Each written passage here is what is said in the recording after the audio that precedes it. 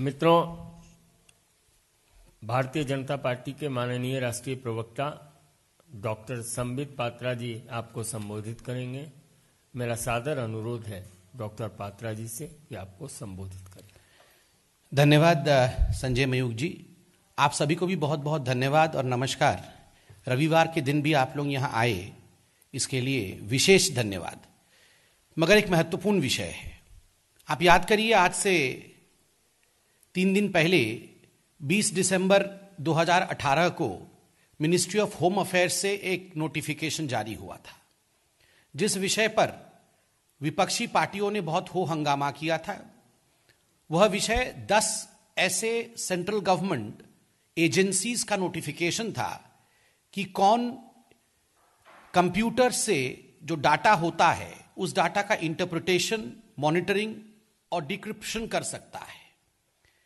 इस नोटिफिकेशन के जारी करने के पश्चात कांग्रेस पार्टी ने और उनके अध्यक्ष राहुल गांधी जी ने ट्वीट करके जिस प्रकार का आक्षेप लगाया था कि नरेंद्र मोदी डिक्टेटर हो गए हैं, वो तानाशाह बन गए हैं और Bharat, India has become a police state, Bharat एक पुलिस स्टेट में तब्दील हो चुका है।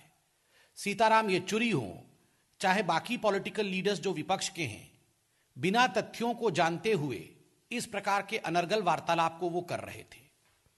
मगर आज मैं कह सकता हूं कि जो तथ्य आज आपके सामने रखा जाएगा उससे कांग्रेस पार्टी और इन तमाम विपक्षी पार्टियों का जो असली चेहरा है वो आपके सामने आएगा। The doublespeak of the Congress party, the hypocrisy of all these political parties who are alleging against the Bharatiya Janata party central government will come to the forefront.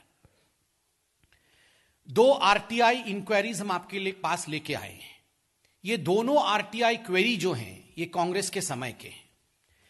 ये पहला आरटीआई पत्र है। यह आरटीआई अगस्त 2013 में इसका रिप्लाई दिया कांग्रेस की सरकार ने, मगर 13 जुलाई 2013 को दिल्ली के ही श्री प्रसन्नजीत मंडल, जो कि नई दिल्ली में रहते हैं, उन्होंने कांग्रेस के तत्कालीन सरकार से, यूपीए की तत्कालीन सरकार से कुछ प्रश्न पूछे थे। प्रश्न यह था कि कितने ऐसे टेलीफोन कॉल्स हैं और कितने ऐसे ईमेल हैं जिनको कि केंद्र सरकार इंटरसेप्ट करती है। कितने ऐसे ईमेल्स और टेलीफोन कॉल है जिन पर एक निगरानी केंद्र सरकार रखती है, उन पे जासूसी करती है, अगर साधारण शब्दों में कहा जाए तो उसका उत्तर 6 अगस्त 2013 को केंद्र सरकार ने दिया। और उत्तर में आपको जान के बड़ा आश्चर्य होगा कि सरकार ने क्या कहा। सरकार ने कहा, ऑन एन एवरेज 9,000 ऐसे टेलीफोन कॉल हैं जिनको कि केंद्र सरकार, यूपीए 2 की सरकार प्रति माह इंटरसेप्ट करती है। The central government, in fact, in reply to this RTI query by one Prasanajit Mandal, said in 2013 that on an average there were 9,000 such telephone calls which were intercepted by the order of the central government in 2013. Per month, 9,000 such telephone calls and 500 such emails which were intercepted. 500 ऐसे email थे जिन पर केंद्र सरकार के पश्चात, उनके order के पश्चात निगरानी रखी जाती थी, उनको इंटरसेप्ट किया जाता था। 9,000 टेलीफोन कॉल्स और 500 ईमेल्स। ये प्रसन्नजीत मंडल के आरटीआई क्वेरी का उत्तर था। और दूसरा जो आरटीआई क्वेरी हम आपके पास लेके आए हैं, यह आरटीआई अमृतानंद देवी तीरथ, मिस्टर अमृतानंद देव तीरथ जी का है। उन्होंने प्रश्न पूछा था केंद्र सरकार से 21 नवंबर 2013 को। और प्रश्न क्या पूछा था? List of authorised law enforcement agencies who can seek authorisation for lawful interpretation and monitoring. ऐसी कौन सी सेंट्रल अधिकारी हैं, एजेंसीज हैं जो इंटरप्रिटेशन कर सकते हैं, कॉल डिटेल्स इत्यादि निकाल सकते हैं, टेलीफोन इंटरसेप्ट कर सकते हैं और मॉनिटर कर सकते हैं। तो उसका उत्तर 24 दिसंबर 2013 को तत्कालीन यूपीए सरकार ने दिया। और आपको जान के आश्चर्य होगा, यह लिस्ट मैं आपको दिखाता हूं। इसमें आप लिस्ट देख सकते हैं। 2 भागों में केंद्र सरकार ने उस समय लिस्ट को बांटा कि सेंट्रल एजेंसियां जो इंटरसेप्ट कर सकती है और स्टेट एजेंसीज। कुल मिला के 10 एजेंसी हैं 9 सेंट्रल गवर्नमेंट एजेंसी और 1 स्टेट गवर्नमेंट की एजेंसी। मैं आपको पढ़ के बताऊंगा कि राहुल गांधी जी की और कांग्रेस पार्टी की जो सरकार थी 2013 में, वो कौन कौन सी ऐसी एजेंसी का इस्तेमाल करती थी जो इंटरसेप्ट कर सके। 1 नंबर पे है इंटेलिजेंस ब्यूरो, दूसरे नंबर पे नारकोटिक कंट्रोल ब्यूरो, तीसरे नंबर पे directorate of enforcement, 4th number has CBDT, the 5th number has directorate of revenue intelligence, the 6th number has Central Bureau of Investigation, that is CBI, 7th National Investigation Agency, that is NIA, 8th is Research and Analysis Wing, that is RAW, 9th being Directorate of Signal Intelligence, Ministry of Defense for Jammu and Kashmir, Northeast Assam Services Area only. And the state agencies में नाम लिया है Director General of Police of Concerned State / Commissioner of Police Delhi for Delhi Metro City Service Area only. 10 agency. और बंधुओं, ये जो notification था, ये जो परसों 20 तारीख को सरकार ने जारी किया था, इस नोटिफिकेशन में भी 10 एजेंसियों के नाम है। कौन से हैं? IB, narcotic control bureau, enforcement directorate, CBDT, directorate of revenue intelligence, CBI, NIA, RAW, that is RAW, directorate of signal intelligence, Jammu Kashmir, north east Assam, commissioner of police Delhi. बंधुओं, आप मुझे बताइए, इन दोनों के बीच में, मैं दोनों कागज आपको उठा के दिखा रहा हूं, ये कांग्रेस के एजेंसीज थे जो कांग्रेस ने RTI में कहा कि ये 10 एजेंसीज हैं जो ऑथोराइज्ड हैं, और ये केंद्र सरकार ने 2 दिन पहले 20 तारीख को नोटिफाई किया कि ये 10 एजेंसीज हैं जो इंटरसेप्ट कर सकते हैं, जिनके पास पावर है। इन दोनों के बीच क्या फर्क है? एक कॉमा फुल स्टॉप का फर्क नहीं है। फर्क सिर्फ इतना है कि यह वैधानिक रूप से legally it was notified by the central government, while the UPA era had not notified upon an inquiry by the RTA, they had released the list. उस समय नोटिफाई नहीं हुआ था, यही 10 एजेंसी काम कर रही थी, और जब सवाल पूछा गया तो उसके जवाब में इन्हीं 10 एजेंसीज के नाम दिए गए।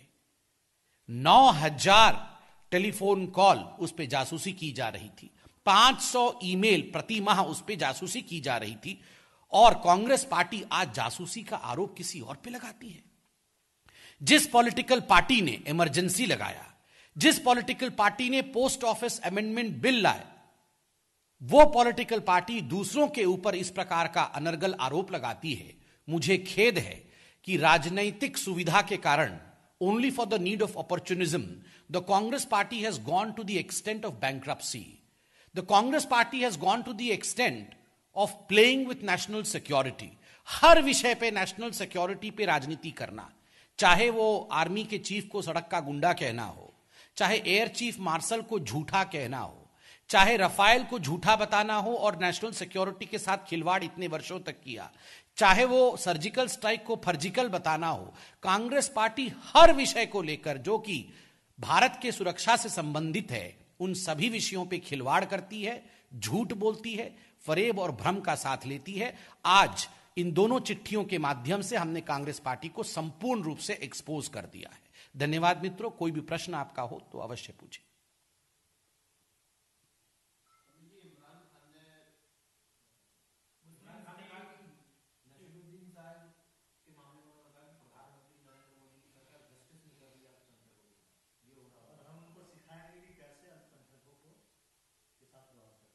अच्छा, इमरान खान अब हमें सिखाएंगे कि देश कैसे चलाना है। बड़ा आश्चर्य का विषय है। मुझे याद है, संयुक्त राष्ट्र के सामने भारतवर्ष के विदेश विभाग ने पाकिस्तान को लेकर एक टिप्पणी की थी। 2 बार उस शब्द का प्रयोग किया था। मैं पुनः उस शब्द का प्रयोग करता हूं, टेररिस्तान।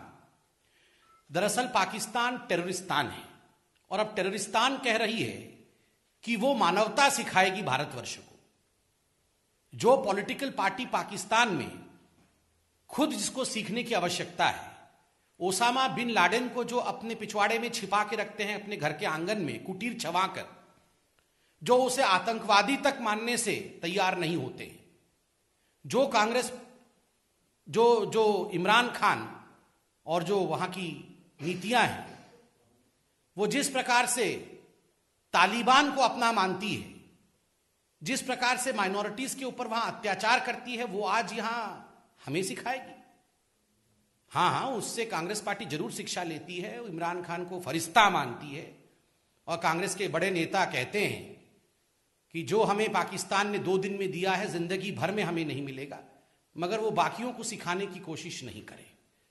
पहले अपने ही सिटीजन्स के लिए रोटी का जुगाड़ कर ले पाकिस्तान, वहां भुखमरी की स्थिति चल रही है, और भारतवर्ष को बाद में शिक्षा दे। Yes.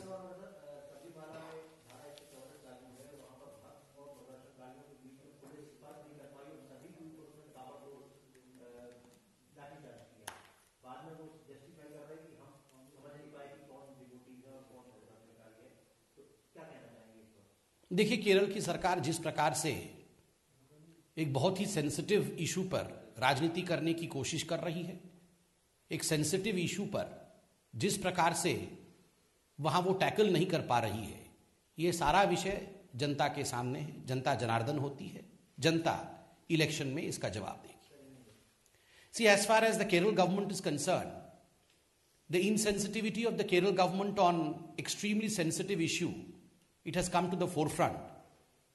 People, in fact, are watching all this.